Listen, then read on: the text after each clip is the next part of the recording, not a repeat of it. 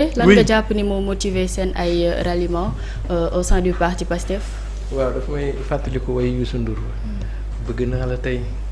bañ naa la tey xanaa bu suba bëgg ak bañ la Youssou Ndour très inspiré xam nga effectivement ni ko Moussa doon expliqué avec Macky Sall on a connu moom mooy dem jëli la mais fii c'est un peu l'effet contraire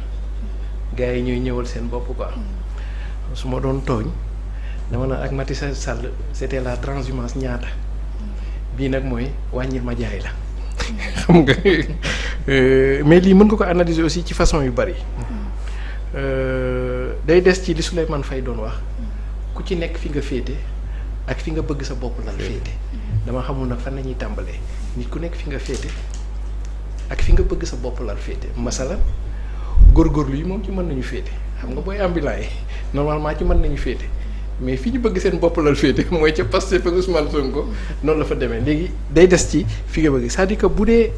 ci ñi transhumé pour man peut-être que ñoom dañuy fàtte ñett yi Sénégal ñetti syllabe la non Sénégal su ma ko doon lépp de dama naan Sénégal mooy syllabe bu njëkk ba mooy ngor bi ci topp mooy gore bi ci topp mooy teraanga gaal gi teraanga àdduna ak li ci biir mu fàttali ma li Churchill doon wax à la France de Pétain quand il a refusé de faire la guerre contre Hitler vous avez refusé la guerre vous aurez et la guerre et le déshonneur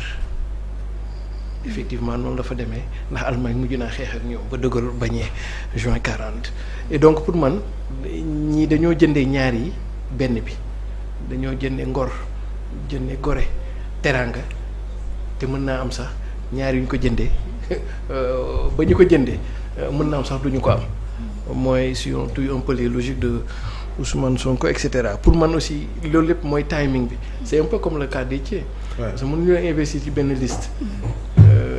ñu war a dem jongante même boo koy def sax c'est ton plein droit mais da ngay bàyyi ba affaire yi jeex quoi et d'ailleurs sax pour man mais foofu mooy catu kii bi pour man sax Ousmane n'a pas été vigilant xam nga bu ñu jógee ci élection yi nii il va falloir nécessairement tendre la main à une partie disons de l'opposition parce que clivage bi ñu nekkee nii ñii fii jëmul kër quoi à un certain moment il faut que ñu d'accord ni romb nañ les jours électoraux élection yi jeex na fi benn rek moo fi desaat dans 2 ans te loolu collectivité territoriale léegi nañu àndandoo suñu contradiction secondaire primaire et cetera ñu jéem a xool nan nañ progresser ensemble et pour man nag ñooñu dañoo teel a ñëw on aurait dû bàyyi ba élection yi passé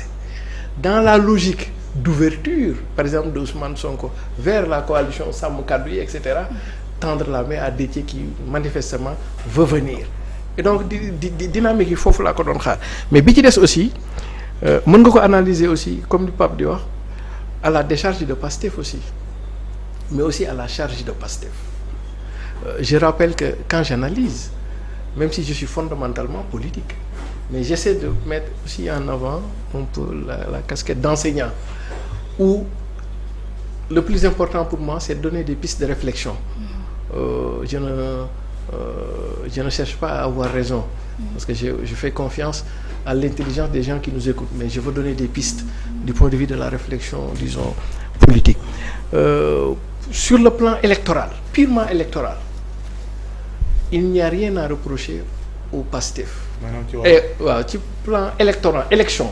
maanaam wàññi xob raw gàddu amul lenn luñ ciy ŋàññi Ousmane Sonko ak PASTEF xam nga du tax parce que ñii ñëw nii woowu leen ba pare logique élection addition la parce que élection bu ñu ci nekkee ci électoral ça devient de l'arithmétique te sama benn góor daan na ma wax ni bu ñuy waree dem ci élection war a wàññi xob raw gàddu ñett yi dees na ko sàngoo mooy téye ñi fi nekk gàttal ñu ñiy waada ñëw dem jëli ñi demoon bu ñu jëmee ci élection parce que là c'est arithmétique ay wàññi xob la mais par contre là où c'est à la décharge de Pastef c'est que qu'est-ce qui fait la particularité d'Ousmane Sonko Ousmane Sonko waxu fi lu Majmoud waxu fi lu Mamadou Dia waxu fi sax lu Ablaye Wade waxut. Qu'est-ce qui fait la particularité d'Ousmane Sonko? C'est son parcours et son discours. Ça veut dire que par son parcours, question de set loxo quoi, jaar na impôt et domaine yëkkati loxoom ci kaw ci diggu penc mi ne kenn mësuma toppee affaire de guerre ak yooyu jub mooy li ñu tuddee jub, mais de par son discours surtout, parce que ñun Sénégal dañu xamoon politique au sens de Machiavel, Nicolas Machiavel. Ça veut dire quoi? La fin justifie les moyens. Une politique sans foi ni loi, encore moins de morale. Ni Khalifa Sall doon wax man naa bokk rek. Ousmane Sonko pëli ci langue ji ne non. On peut faire de la politique sans pour autant que la fin ne justifie les moyens. On peut faire de la politique avec foi, avec morale et avec loi. Sénégalais yi topp ko ci lool li ñu tuddee ñun góorgóorlu yi mën naa nekk. Et qu'est-ce qui a changé fondamentalement li Ousmane Sonko et Pastef jaay Sénégalais yi? C'est ce que Yves Berry disait, il ne faut pas laisser nos moyens de vivre compromettre nos raisons de vivre. Donc Ousmane Sonko loolu nañ ko ci toppee. Kon donc moom bis bu demee ba sori lii rek mooy mi ngi wàcc àndam. C'est-à-dire que bu ñu génnee ci élection yi ba mu am li mu soxla ba téye ko ba pare, il va falloir que mu bañ a def comme ñeneen ñi, parce que bu defee comme ñeneen ñi gars yi dañ koy considérer comme nañu considéré woon ñeneen ñi, mais moom bokkut ak ñeneen ñi. Est-ce que comprendre nga? Parce que daf leen a jaay leneen ba gars yi topp ko ci leneen. Kon donc loolu mu leen jaay ci loolu rek la mën a wéy, sinon après il redevient un politicien à l'image des autres politiciens, et fondamentalement il n'est pas comme eux, parce que pendant presque 10 ans il a tenu le même discours. Maa ngi seetaan démb benn vidéo ba Ousmane Sonko gi di door boo tax nga boo xoolee Ousmane Sonko léegi ak Ousmane Sonko boobu xam ni nguur neex na ko soit dit en passant ba muy dem di expliquer, dem ci benn marché di waxtaan ak gars yi ne ko waa bàyyi fi njëgu guro, muy défendre la posture que du logique boobu moo ko tax a dugg politique.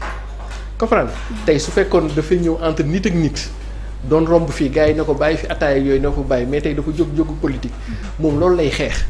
Comprendre nga? Parce que su ma leen joxee dara dafa mel ni dama jënd seen, te loolu presque ay 2016 la woon ci loolu la nekk, ce qu'on appelle le droit à l'altérité. ci loolu la nekk ba mbooloo mi topp ko ba tey mu indil ko loolu lépp. D'accord. Léegi nag loolu nag war a koo wàcc. Moo tax pour man il va falloir suñu génnee ci élection yi. mu xool nan lay organiser affaire yëpp sans pour autant y perdre son âme. Et que son âme mooy na ñeneen ñi daan defee ba fi ñu toll nii. moom warutal mën a doxalee noonu nag xaw ma nag transhumance nañ koy tuddee. xaw ma et cetera nañ koy tuddee. Mais il va falloir que les principes sur lesquels il avait bâti combat, et il a bâti même son identité politique, sa personnalité politique, loolu bis bu ko wàccee rek après day am ay jiixi jaaxa quoi. D'accord, très bien. Aliou, 41 listes la ñu am ci élection yi, waaye gis nañ ni soutien yi ci ëpp ci Pastef la ñuy dem, lan nga jàpp ni Pastef loolu la am de si particulier ba waral soutien yi gën a ëppee ci